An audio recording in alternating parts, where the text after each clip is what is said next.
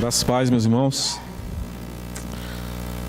Peço à igreja que abram a palavra de Deus no Evangelho de Lucas, capítulo 8. Nós vamos ler o texto que vai do versículo 26 ao versículo 39. Lucas, capítulo 8, versículo 26 ao 39.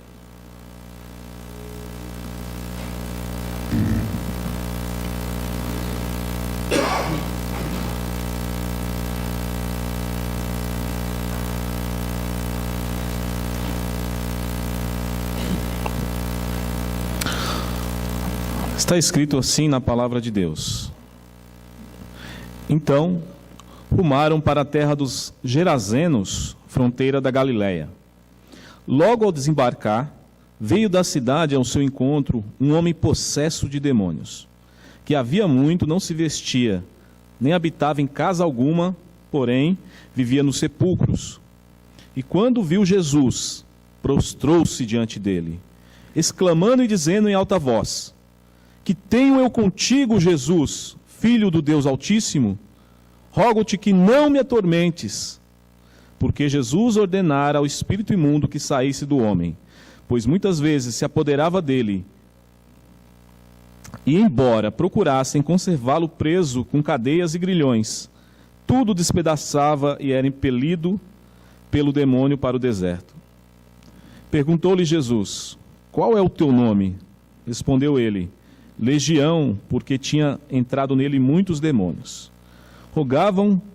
Rogavam-lhe que não os mandasse sair para o abismo. Ora, andava ali pastando no monte uma grande manada de porcos, e rogando-lhe que lhes permitisse entrar naqueles porcos. E Jesus o permitiu. Tendo os demônios saído do homem, entraram nos porcos, e a manada precipitou-se despenhadeiro abaixo, para dentro do lago, e se afogou. Os porqueiros, vendo o que acontecera, fugiram e foram anunciá-lo na cidade e pelos campos. Então, saiu o povo para ver que se passara, e foram ter com Jesus. De fato, acharam o homem de quem saíram os demônios, vestido em perfeito juízo, assentado aos pés de Jesus, e ficaram dominados de terror. E algumas pessoas que tinham presenciado os fatos contaram-lhes também como fora salvo o endemoniado. Todo o povo da circunvizinhança dos Gerazenos rogou-lhe que se retirasse deles, pois estavam possuídos de grande medo.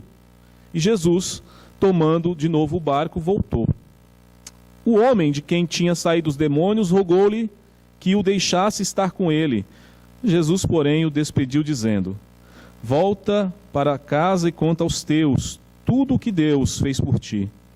Então foi ele anunciando por toda a cidade todas as coisas que Jesus lhe tinha feito. Vamos ter mais uma palavra de oração, meus irmãos? Soberano Deus, Santo de Israel, louvamos o teu nome, Senhor, nesta noite. E agradecidos, Pai, clamamos as tuas misericórdias, porque elas se renovam a cada dia em nossas vidas. Obrigado, Senhor Deus, pela tua palavra que nos mostra, que nos esclarece quem é Jesus Cristo, o nosso Senhor. Ele que tem o poder, Ele que tem todo o poder para libertar oprimidos, para libertar, Senhor Deus, prisioneiros das trevas. Esse Cristo que liberta, que nós cremos e declaramos nessa noite, que iremos, Senhor Deus, seguir e servir por toda a nossa vida. Que o Senhor Deus venha fazer o teu povo que aqui está, acatar, Senhor Deus, a palavra que será ministrada, porque a palavra não é do homem, a palavra é do Senhor. Nós sabemos, Deus, que toda a Escritura é inspirada por Ti e é apta para nos corrigir, para nos levar para o caminho de luz, por caminho da salvação. Que essa palavra possa ser poderosa esta noite, Pai, para nos transformar, para fazer de nós, Senhor Deus, verdadeiros discípulos que estejam assentados em perfeito juízo aos teus pés.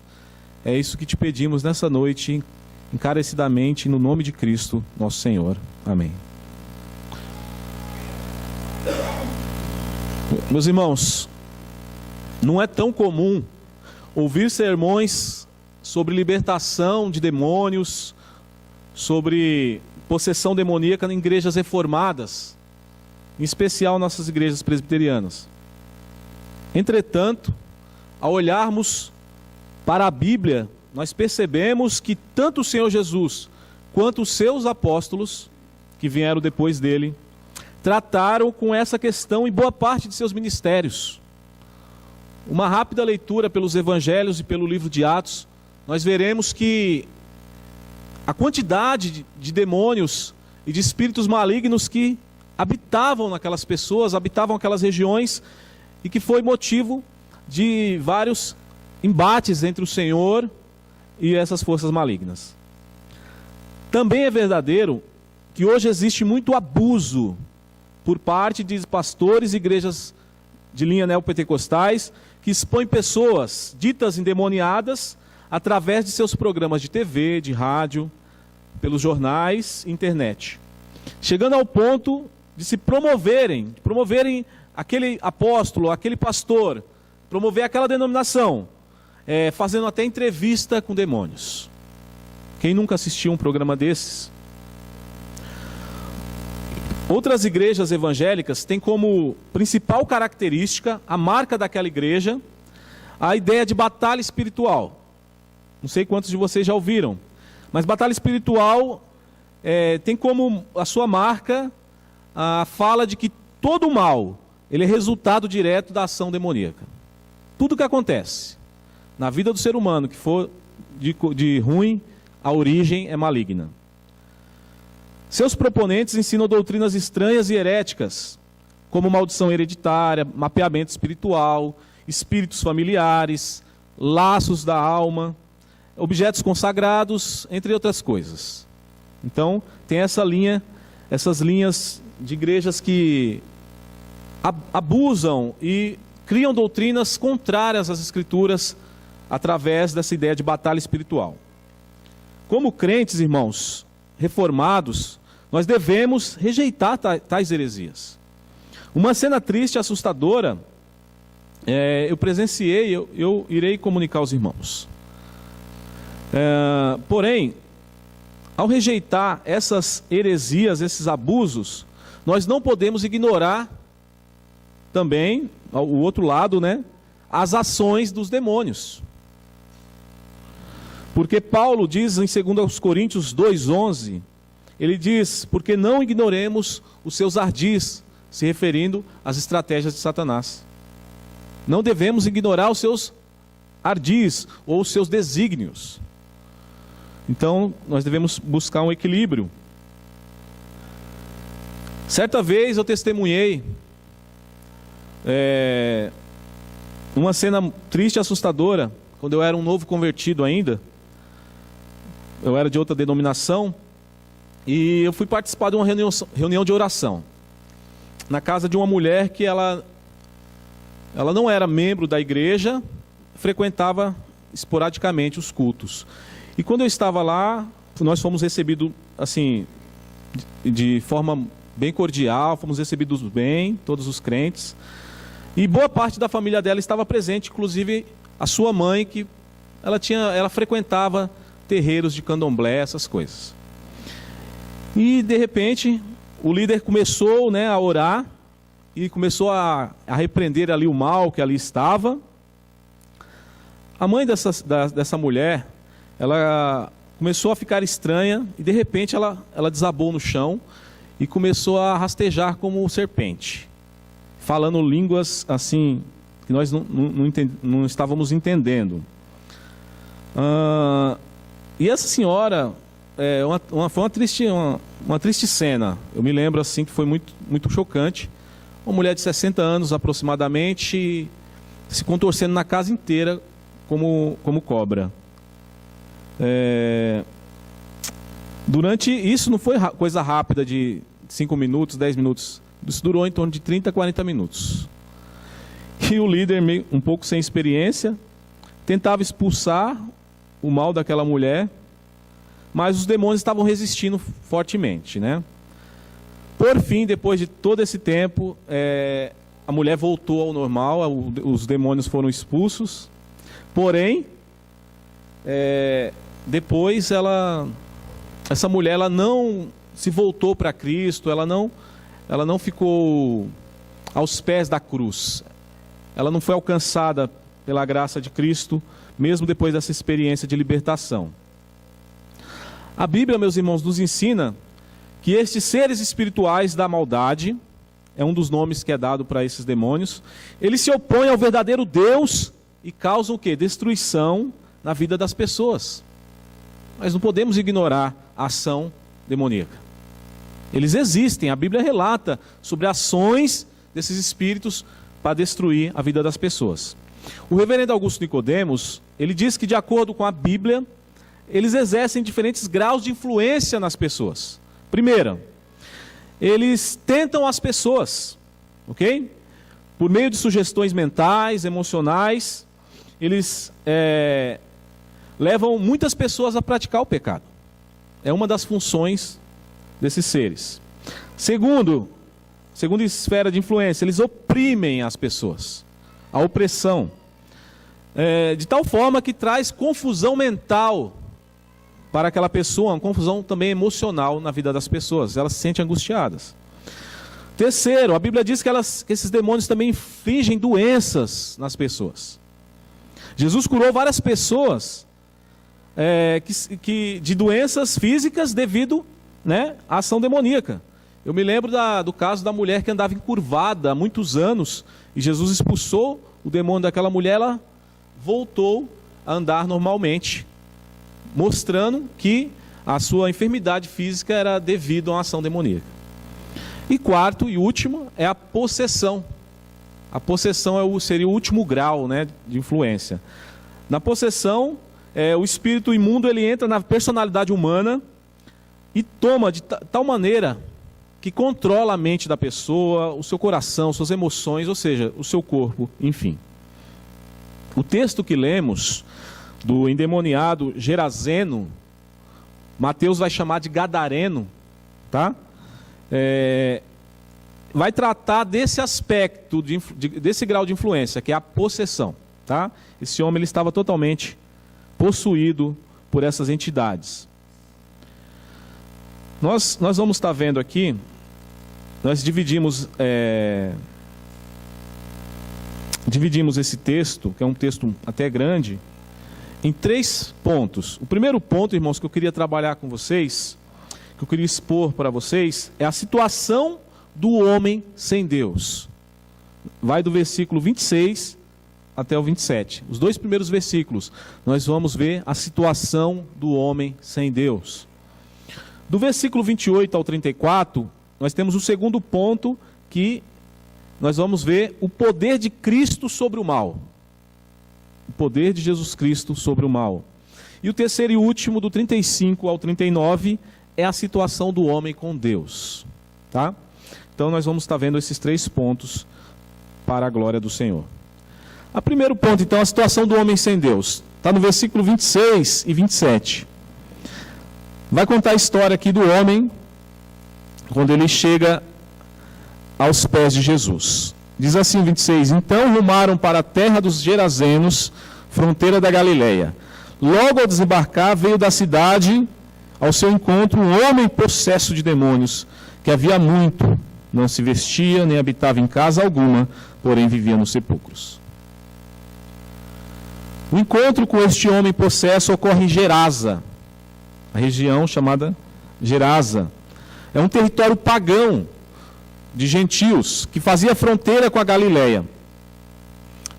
Nós sabemos que Gerasa ela fazia parte de um território maior chamado Decápolis. Decápolis quer dizer 10 cidades. As 10 cidades. Então Gerasa era uma das 10 cidades daquela região. E foi justamente ali que Jesus ele desce com os discípulos do barco.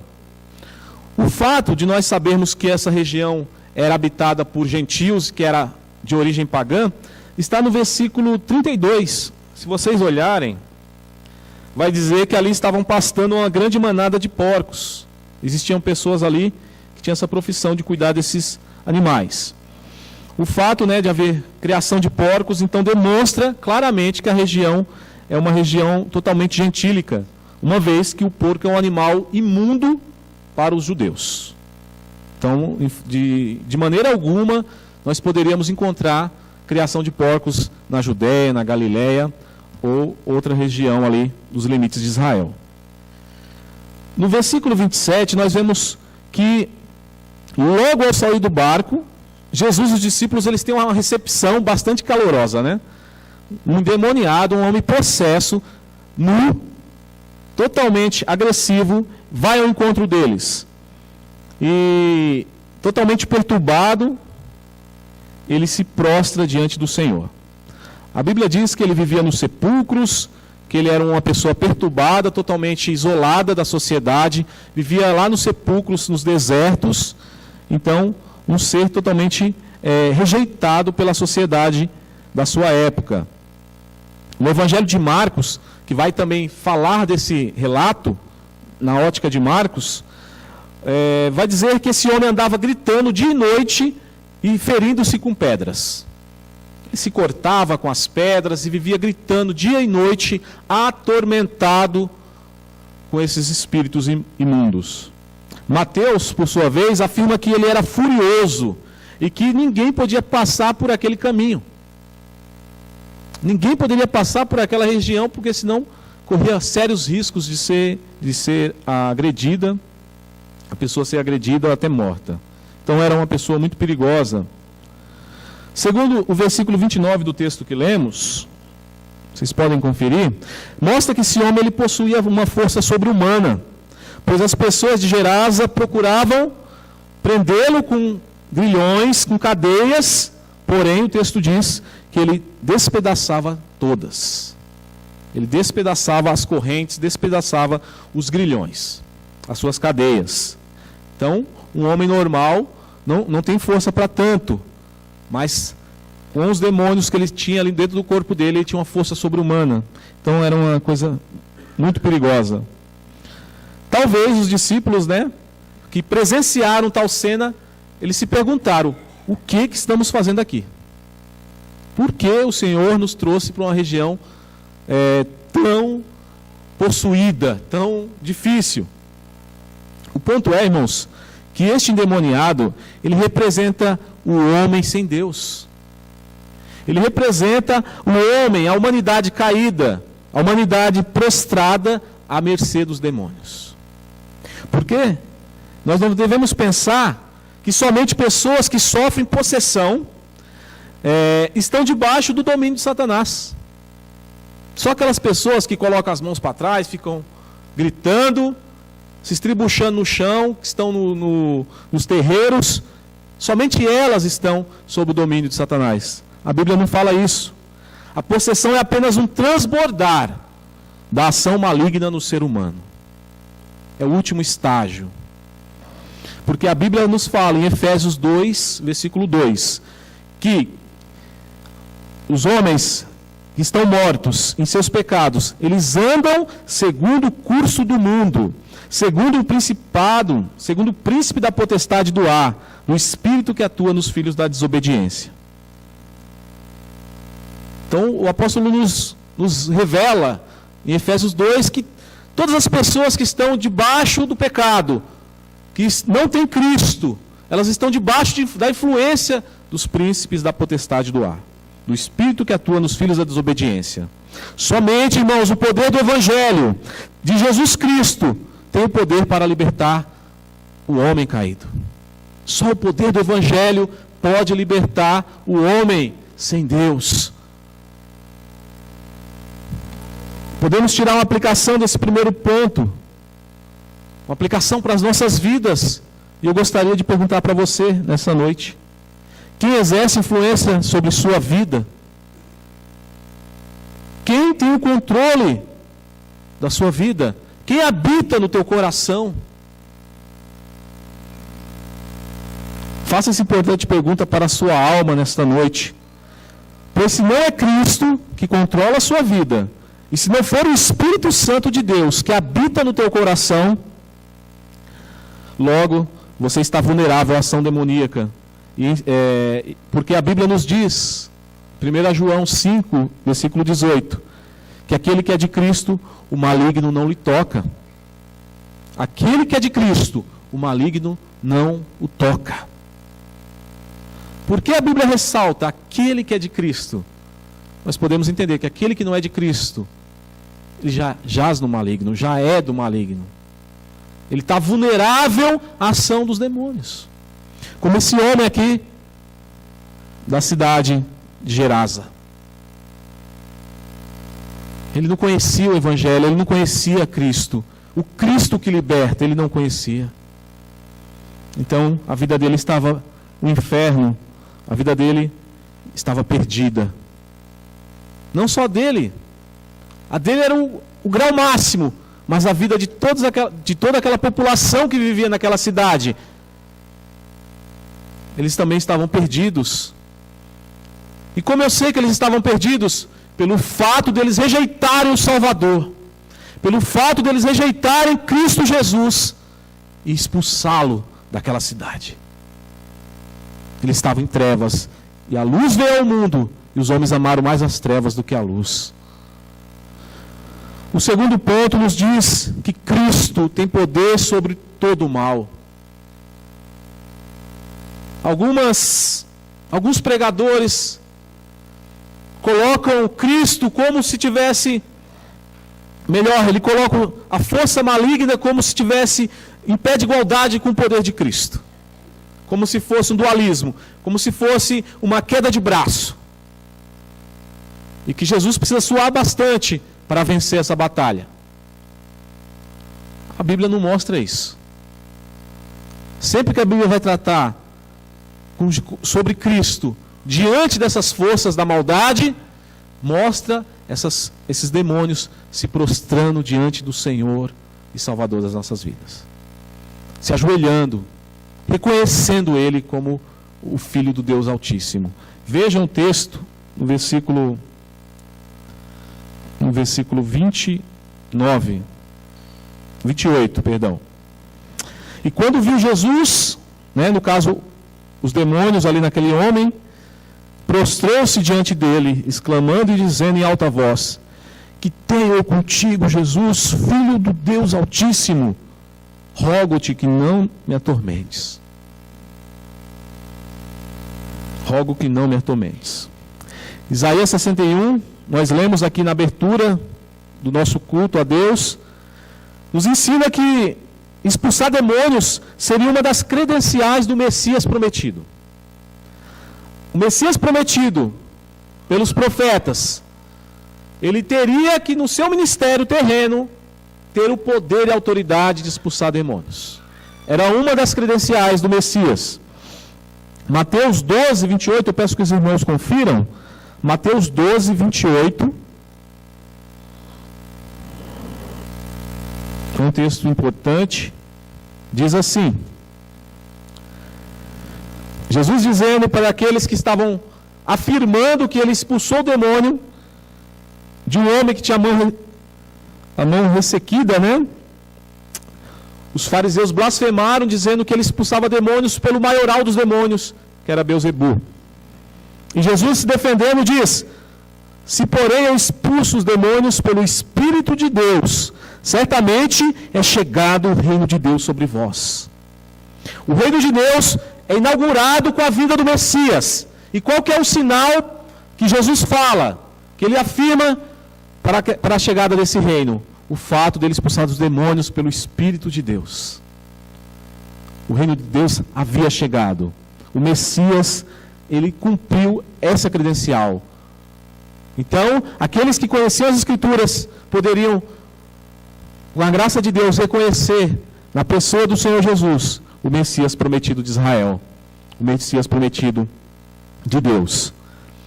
O versículo 28 que lemos deixa claro 4 coisas. Primeiro, os demônios são obrigados a se prostrarem diante do Filho de Deus. Segundo, eles sabem que Jesus é o Filho bendito do Altíssimo. Outras vezes que Jesus se encontrou com pessoas possessas, os demônios falaram: bem sabemos que tu és o Filho do Deus Altíssimo. Eles reconheciam de imediato a autoridade e o poder de Jesus.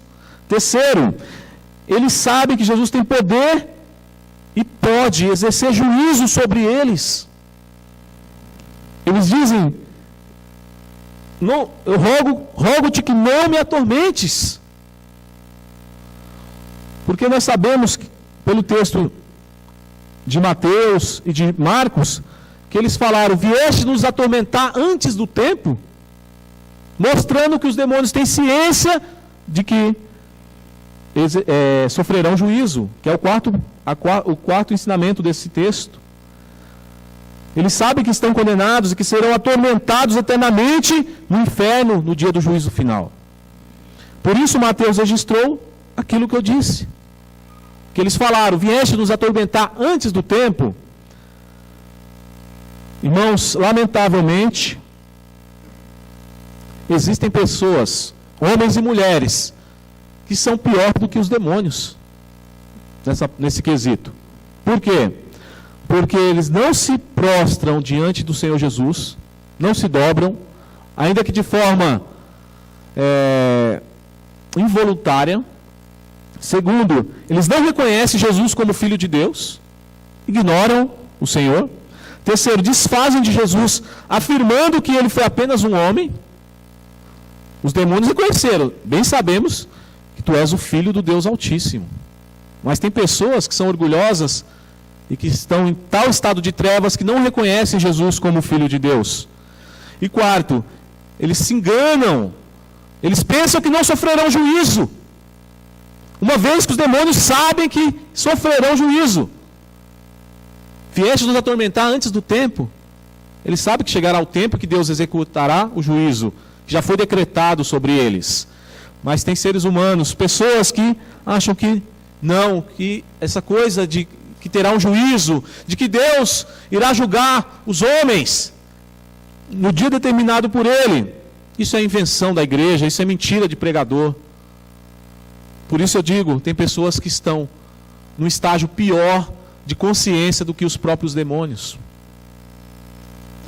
Quanto engano, meus irmãos! É isso que o inimigo das nossas almas quer. É isso que ele quer. A Bíblia diz, em 2 Coríntios 4,4, que o Deus desse século cegou o entendimento dos incrédulos para que não resplandeça a glória de Cristo. Ele cegou.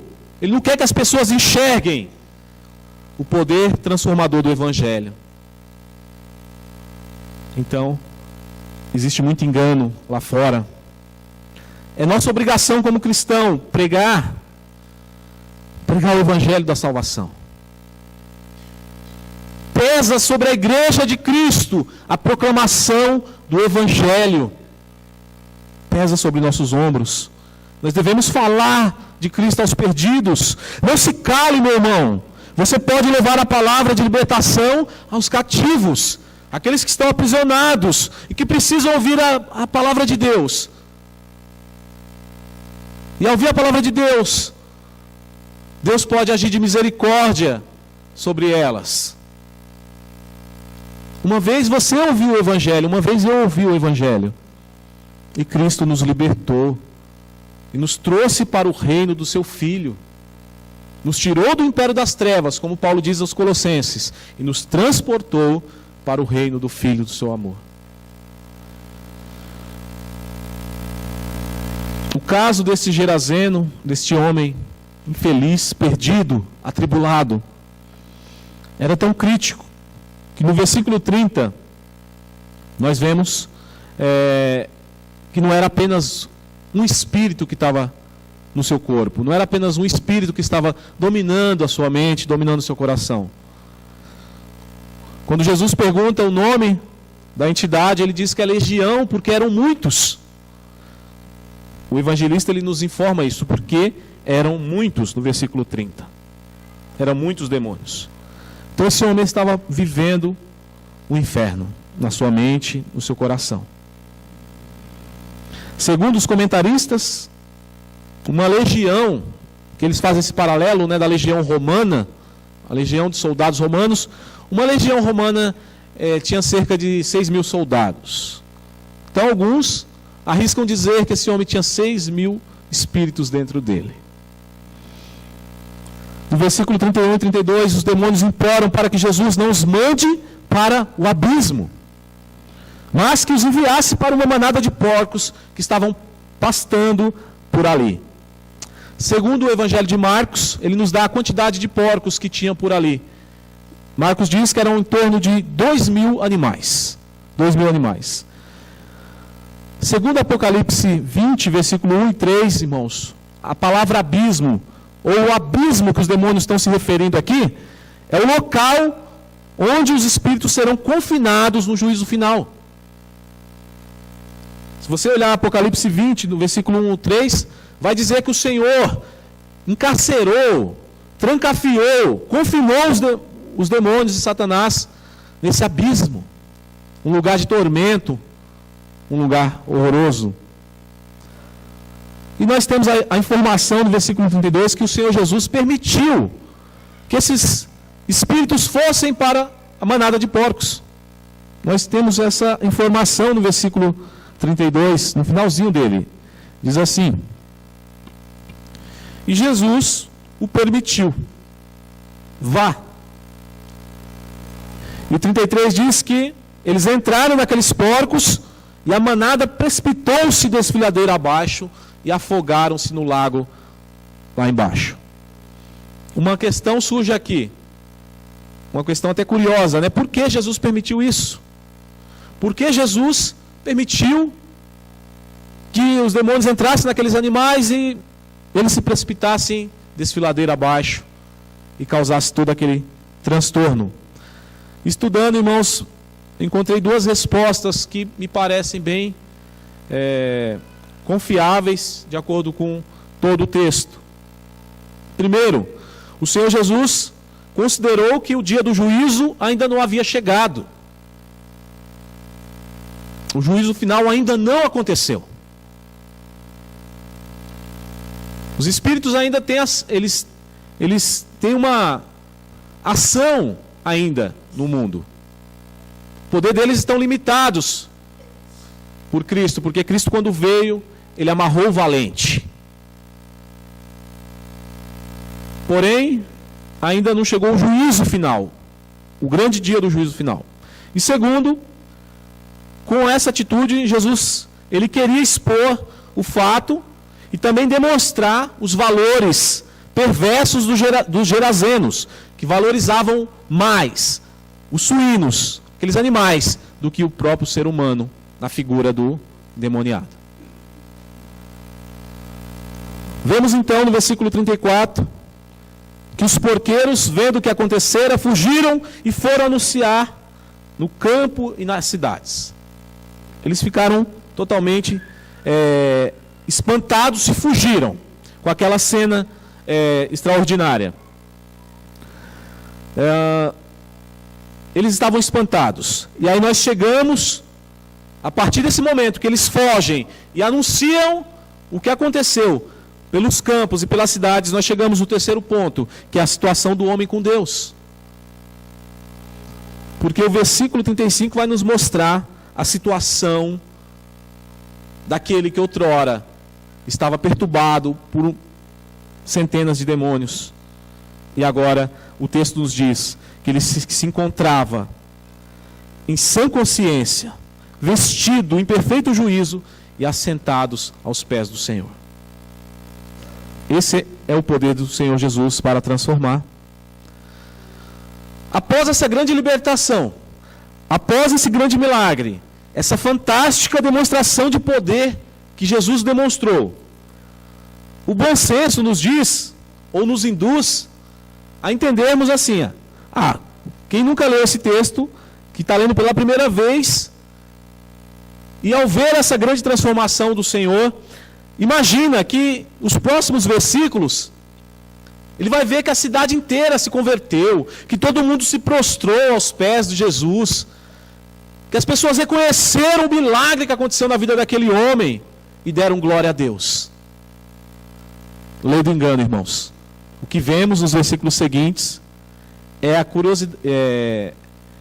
curiosidade do povo, medo, terror e rejeição. Curiosidade, medo, terror e rejeição. Essa é a reação dos gerazenos. Ao contrário do que podemos imaginar, como no fato de o profeta Jonas, quando ele foi enviado para Nínive e pregou uma palavra de juízo, e não fez milagre algum. Ele não expulsou demônio, ele não curou enfermo, ele apenas falou: dentro de tantos dias Nínive será subvertida. E o texto diz que a cidade inteira de Nínive se converteu. Desde o rei até o menor. Proclamaram jejum, buscaram a Deus. E Deus não executou o juízo sobre aquela cidade porque houve salvação. Ao contrário de Nínive, Gerasa rejeitou o Salvador. Aquele que é maior do que Jonas foi rejeitado. Nós não devemos pensar que milagres trarão pessoas a Cristo. Há um entendimento aí fora que se fizer um milagre, se um paralítico andar, se um cego enxergar, se um caroço for curado, se uma pessoa que tem caroço for curada, as pessoas que verão aquele milagre vão se converter, porque viram algo sobrenatural. O texto diz que não. O texto nos diz que não. O que transforma, irmãos, é o poder da pregação do Evangelho. É isso que vai salvar as pessoas lá fora. É isso que vai trazer as pessoas para Cristo. Não é milagre, é a pregação do Evangelho. Porque foi esse o meio pelo qual Deus escolheu e determinou para que os pecadores se acheguem a Ele. Paulo diz: como crerão se não há quem pregue? Como crerão se não há quem pregue? Então é pela pregação do Evangelho.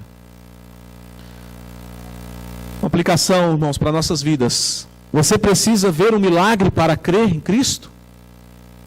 Você precisa ver um milagre para crer no seu coração? Que Cristo é o Senhor? Irmãos, o maior milagre é vermos a regeneração que alguém que tem um genuíno encontro com Jesus sofre.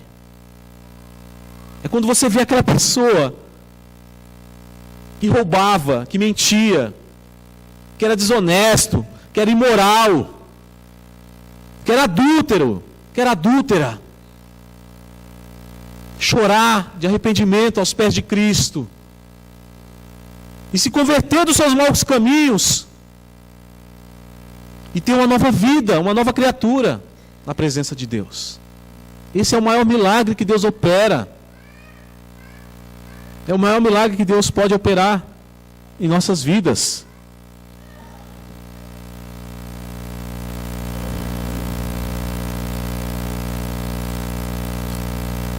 Então nós vemos a situação desse homem.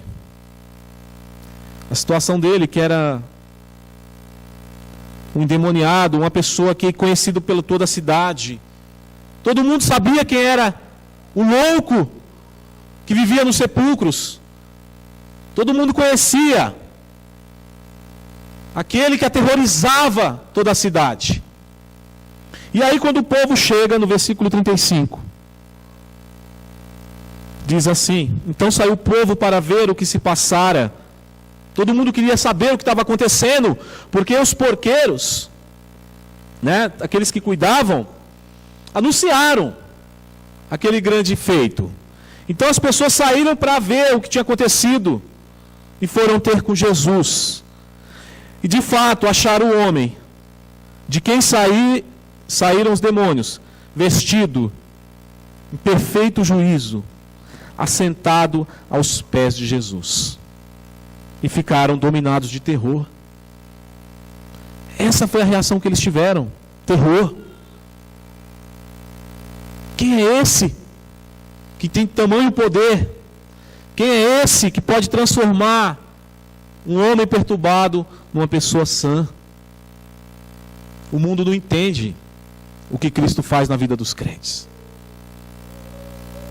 O mundo duvida do poder de Cristo. E isso causa rejeição, porque eles estão cegos por Satanás. Eles estão cegos pelo príncipe deste século. É assim que fica aquele que é alcançado e transformado pelo Senhor Jesus. Pois Jesus é aquele que tira o espírito angustiado e concede vestes de louvor, como Isaías disse. Ele tira o espírito angustiado e concede vestes de louvor. Ele transforma a nossa mente corrompida, imoral, e nos dá a mente de Cristo. Ele nos liberta da peregrinação por esses desertos da vida e nos faz assentar sob seus pés, aos seus pés, como discípulos amados, como filhos de Deus. Homens e mulheres que antes não tinham dignidade, mas hoje têm, não pelos seus méritos e obras, mas por causa do poder transformador de Cristo. Infelizmente, os incrédulos gerazenos não acharam assim, eles não entenderam que a presença de Jesus seria bênção na vida deles. Mas, ao contrário, eles entenderam que a presença de Jesus na terra deles seria desastroso, seria um terror. Então eles rejeitam, mandando-o embora. Se retire de nós. Nós não queremos a sua presença em nossa terra. O Senhor não é bem-vindo aqui. É isso que eles disseram para Cristo. Rejeitaram o Messias, rejeitaram o Salvador. Quantos aqui esta noite, irmãos, não têm rejeitado a Jesus e se afastado dele?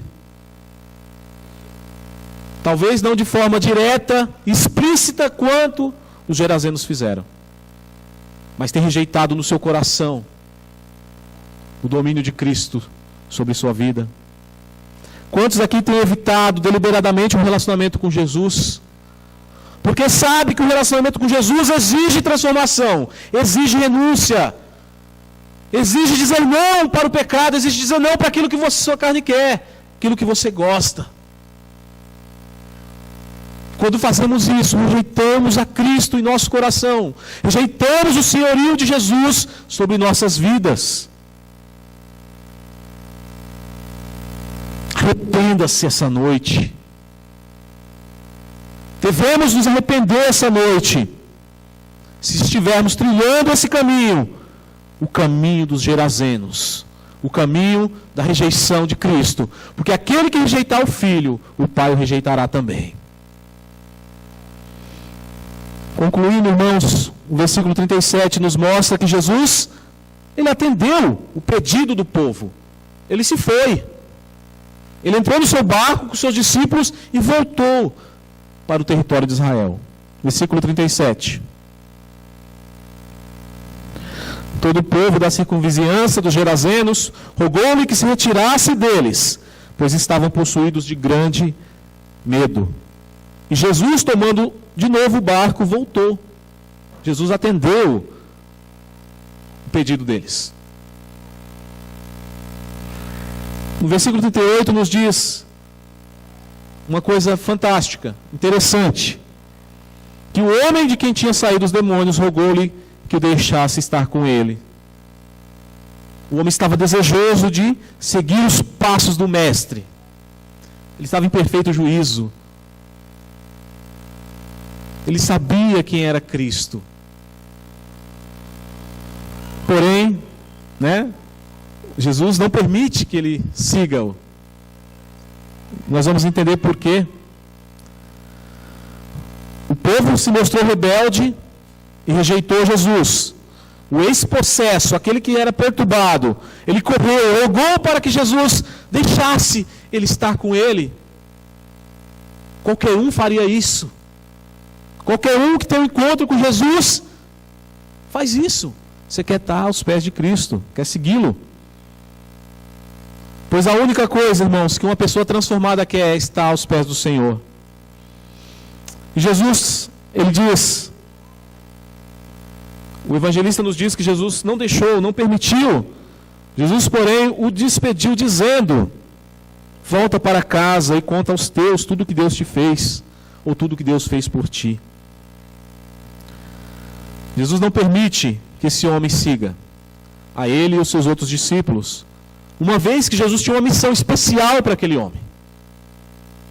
Jesus tinha sido rejeitado, os discípulos que estavam ali com ele tinham sido rejeitados. Porém, a semente do Evangelho não deixaria de ser plantada em Decápolis, nas 10 cidades. E quem seria o instrumento para levar o Evangelho? O ex-endemoniado. Essa era a missão especial que Jesus tinha para aquele homem.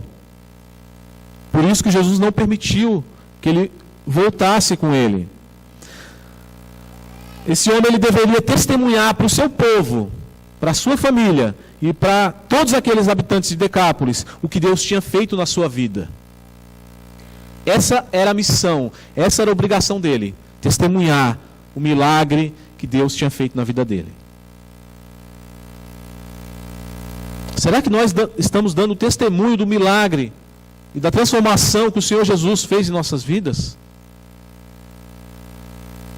Será que nós aproveitamos ali as oportunidades que tem, quando as pessoas perguntam sobre a sua fé, perguntam sobre algum procedimento que você tem, e você glorifica a Deus, falando, eu sou assim porque Cristo mudou o meu viver, como diz o louvor. Jesus Cristo mudou o meu viver. Ele transforma, Ele opera. Ele é um Deus vivo, Ele está se transformando até os dias de hoje. Ontem eu estava num velório de um tio e eu encontrei muitas pessoas que eu não tinha ideia que eram pessoas bêbadas, viviam em confusão, viviam na beira de campo, bebendo, brigando e usando drogas. E eu tive a grata oportunidade de me reunir com eles e saber que eles foram alcançados por Cristo.